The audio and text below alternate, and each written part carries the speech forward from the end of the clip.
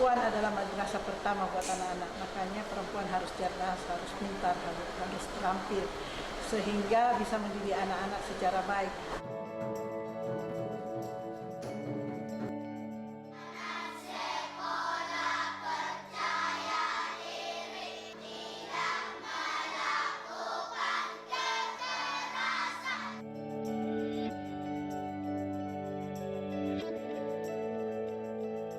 Kami perempuan pesisir seperti ombak di lautan. Kadang ombaknya besar, kadang kecil, tapi riak selalu ada. Yang penting bagaimana sampai ke pulau tujuan kita menjadi perempuan yang sejahtera, yang mandiri, yang pintar, dan tidak mengalami kekerasan.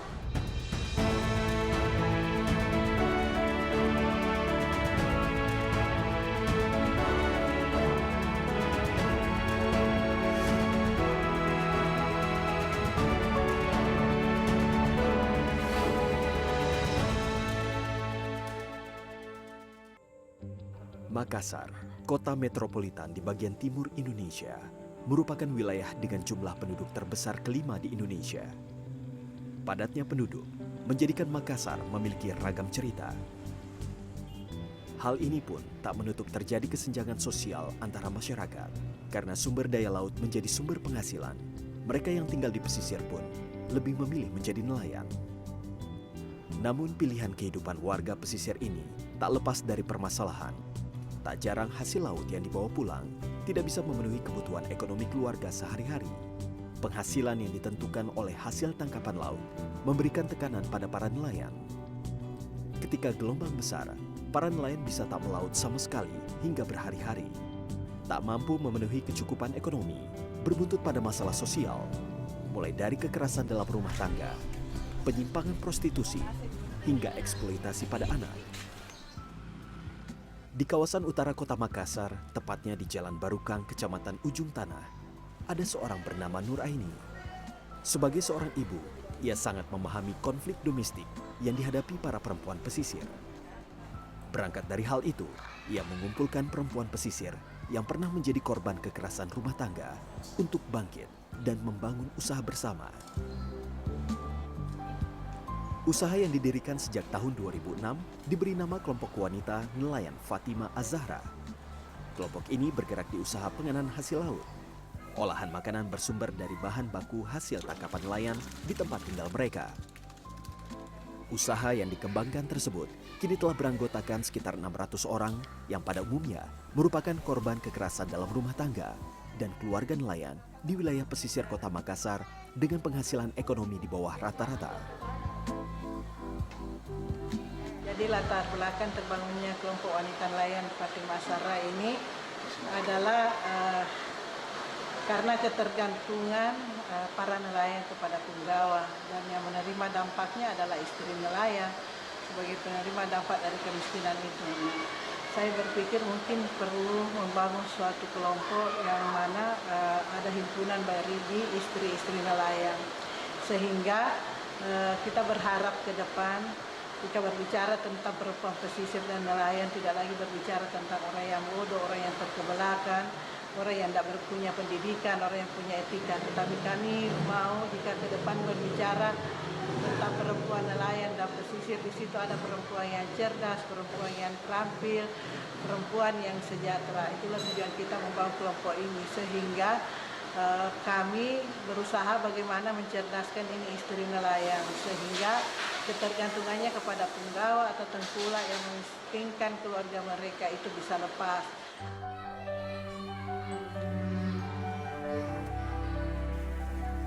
Adapun jenis penganan buatan wanita pesisir, yakni otak-otak yang terbuat dari ikan tenggiri, ikan asin jenis teri, abon ikan jenis ikan tuna, hingga nugget ikan. Tak hanya penganan siap saji, mereka juga memproduksi bumbu dapur olahan yang dipadukan dengan rempah-rempah berbahan dasar ikan sebagai penyedap rasa. Kami memiliki pengolahan hasil laut karena wilayah kita, sumber daya alam kita sangat banyak, apalagi kami dekat dengan TPI Pautere. Sumber daya ikan kita banyak, pekerjaan warga kami sebagian besar adalah nelayan, sehingga sangat memudahkan kami untuk mendapatkan bahan bakunya. Mekanisme pemasaran usaha yang mulanya dimotori oleh 3 perempuan pesisir tersebut kini sudah merambah toko oleh-oleh hingga minimarket yang menjangkau pasar di luar kota Makassar, bahkan hingga keluar provinsi Sulawesi Selatan. Sebelumnya pemasaran hanya lewat mulut ke mulut saja. Usaha yang dirintis ibu-ibu nelayan itu telah berkembang pesat dan telah dikenal masyarakat umum. Hasil produksi kelompok wanita nelayan ini juga kerap dipesan oleh kalangan pemerintahan, akademisi, dan politisi menjadi oleh-oleh saat bepergian. Untuk penganan olahan jenis abon ikan dibanderol dengan harga Rp35.000 setiap satu bungkus. Sementara untuk otak-otak yang berisi 9 potong, satu bungkus dibanderol dengan harga Rp35.000. Dan untuk ikan asin jenis teri dengan berat 1 kg dijual seharga Rp40.000. Pada awal berdirinya, kelompok wanita nelayan Fatima Az-Zahra hanya diikuti segelintir anggota. Bermodalkan Rp500.000, kini kelompok ini sudah mampu memandirikan wanita-wanita pesisir dan memiliki omset ratusan juta rupiah.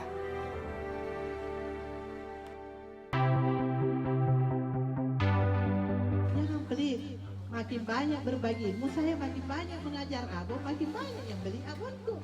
Semakin banyak relasi, biasa orang yang bodoh itu kau kasih resep rahasia. Saya tidak bodoh, saya memang tidak mau bawa, karena kalau saya mati siapa yang melanjutkan di belakang. Harus banyak yang pintar supaya bisa berbagi ilmu, kita harus bersedekah.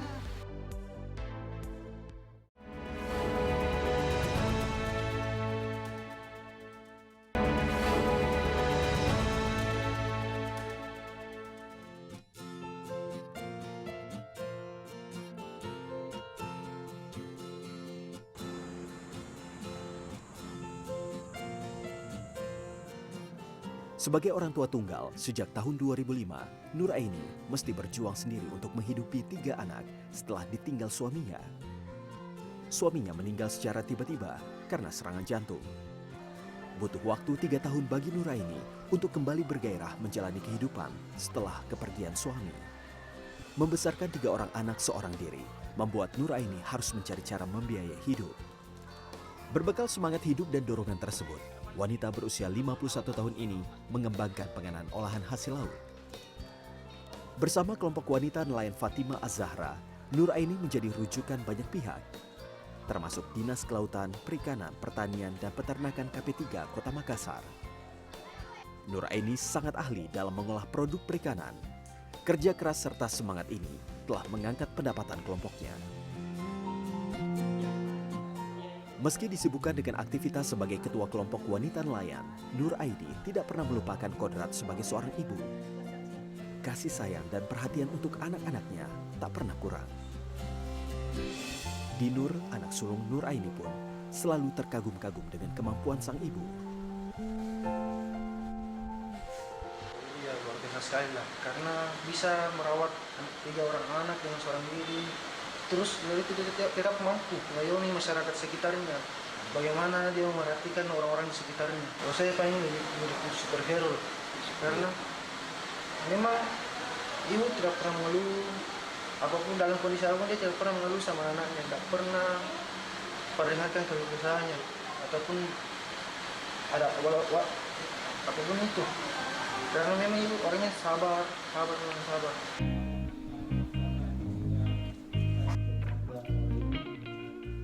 Wanita kelahiran 6 Agustus 1969 ini sukses keluar dari belitan ekonomi dan stigma buruk status orang tua tunggal. Dia juga tampil sebagai pembaharu dan pendorong semangat usaha bagi kaum wanita pesisir. Nur Aini sadar betul akan derita kehidupan kaum perempuan, terutama di wilayah pesisir. Nur Aini merasa pandangan akan wanita tak berdaya perlu diangkat dengan mandiri secara ekonomi dan wawasan. Sebagai alumni Universitas Hasanuddin Angkatan 1987, jurusan Sosial Politik, Nur Aini kerap mendapatkan undangan untuk menjadi pemateri dalam pelatihan-pelatihan tentang pengelolaan bahan dasar ikan dan cara merintis bisnis UMKM. Melalui pelatihan-pelatihan yang diselenggarakan oleh pemerintah setempat, diharapkan ibu-ibu pesisir termotivasi untuk membuat usaha yang bergerak di bidang UMKM. Tujuannya agar dapat memperoleh penghasilan tambahan sebagai ibu rumah tangga untuk menutupi kebutuhan hidup keluarga sehari-hari tanpa harus bergantung pada hasil melaut para suami.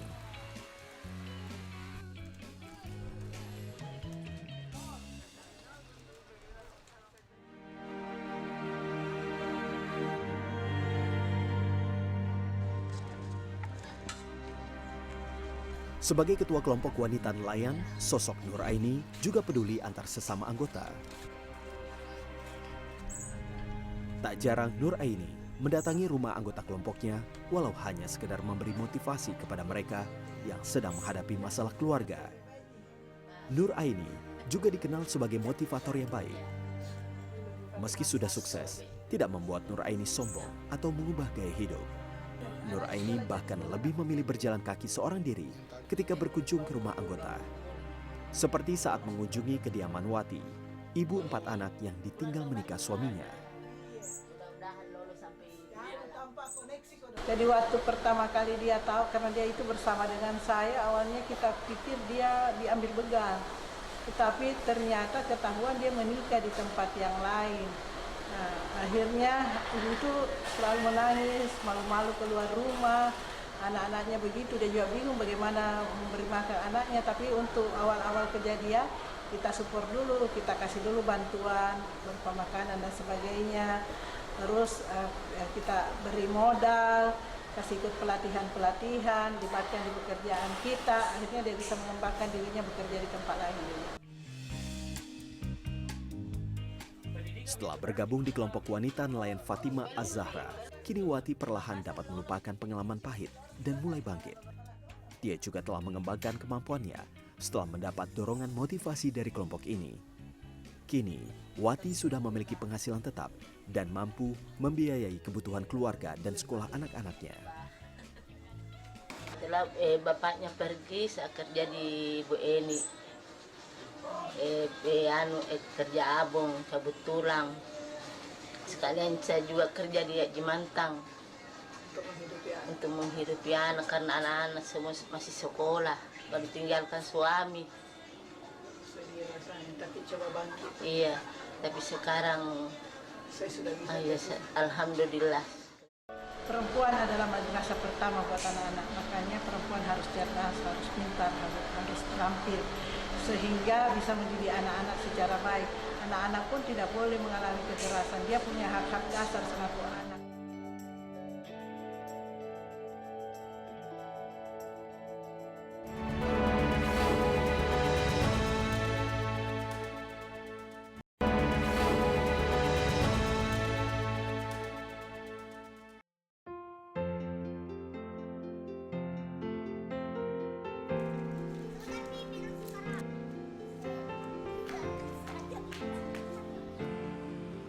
Permasalahan sosial di kawasan pesisir Makassar tak hanya berdampak pada kehidupan para wanita. Kekerasan yang terjadi di rumah tangga mempengaruhi psikologi anak-anak. Hal ini mendorong keprihatinan Nur Aini untuk membangun wadah pendidikan bagi anak-anak yang mengalami kekerasan.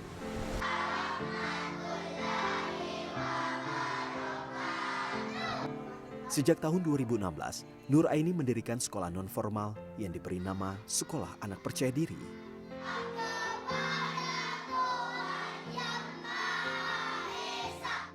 Mayoritas siswa berasal dari kalangan anak-anak pesisir yang beberapa di antaranya harus putus sekolah lantaran faktor ekonomi. Sekolah ini tidak menarik biaya apapun dari peserta. Menggunakan lahan rumah, Nur Aini memberikan berbagai macam pelatihan dan pelajaran bagi anak-anak ini.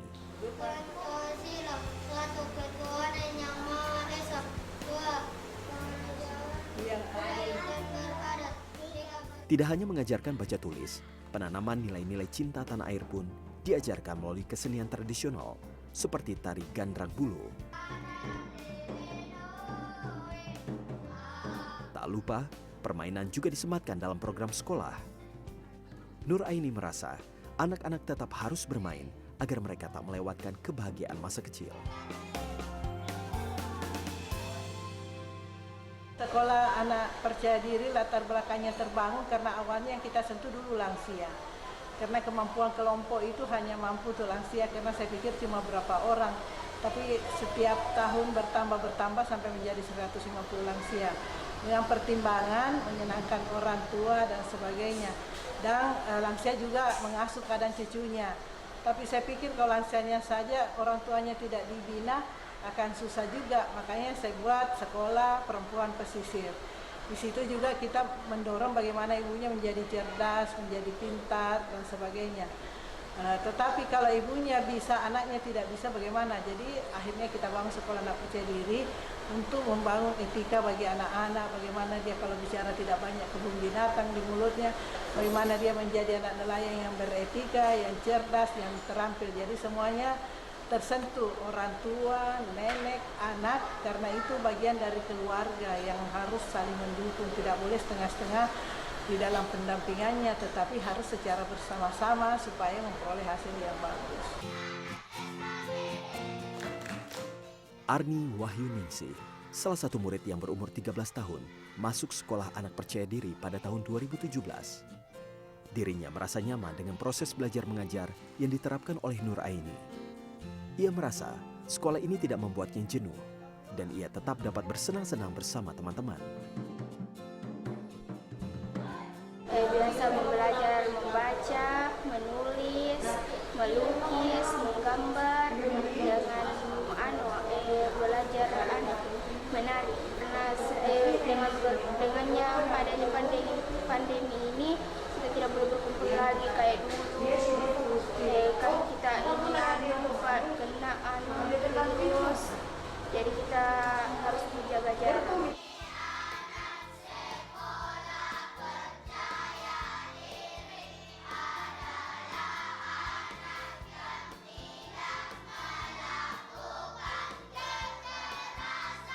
Orang tua murid pun merasa terbantu dengan kehadiran sekolah anak percaya diri ini. Pasalnya, anak-anak yang ikut kelas menunjukkan perubahan sangat signifikan dalam segi mental, tutur kata, dan perilaku dibandingkan sebelum mengikuti kelas. Sangat terbantu, karena dia lebih pintar lagi, bisa mendapat wawasan adanya percaya diri ini, sekolah percaya diri ini. Dulu dia tidak tahu cara bagaimana menghargai orang, cara mengucapkan kata-kata yang lebih baik, sopan santunnya lebih bertambah lagi.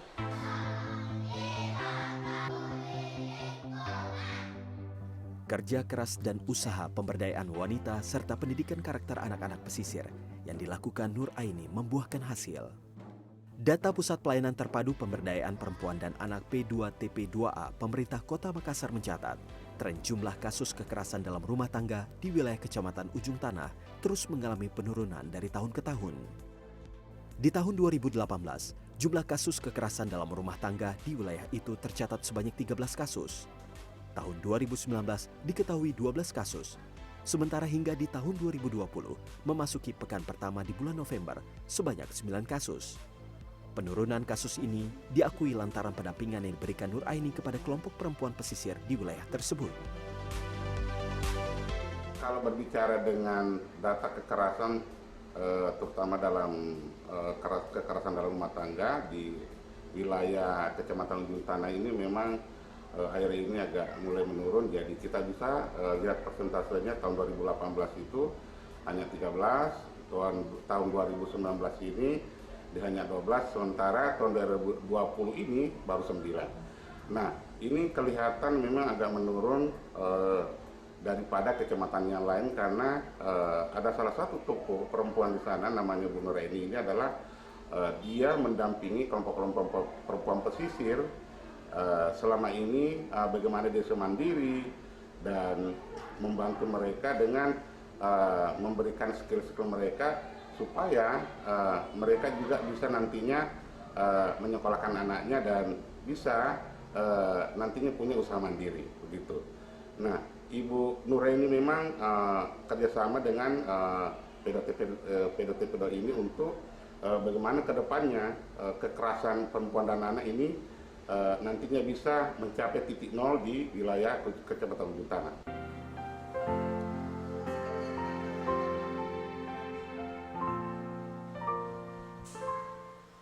Perjuangan dan dedikasi Nur Aini pun mendapat apresiasi dari berbagai pihak. Deretan penghargaan, mulai dari piala dan piagam penghargaan dari perusahaan BUMN hingga perusahaan Inggris memberinya apresiasi selaku entrepreneur yang dapat memotivasi orang lain. Foto-foto bersama pejabat negara pun dipajang Nur Aini untuk mengingatkan pencapaian yang telah berhasil diraihnya. Namun itu semua tidaklah membuatnya berpuas hati. Nur Aini merasa jalannya masih panjang untuk menyetarakan hak-hak setiap wanita dan anak-anak. Ia ingin kekerasan terhadap anak di tanah air tidak boleh lagi terjadi, dan perempuan-perempuan tanah air harus bisa menggali potensi diri agar terus bangkit dengan cara berwirausaha.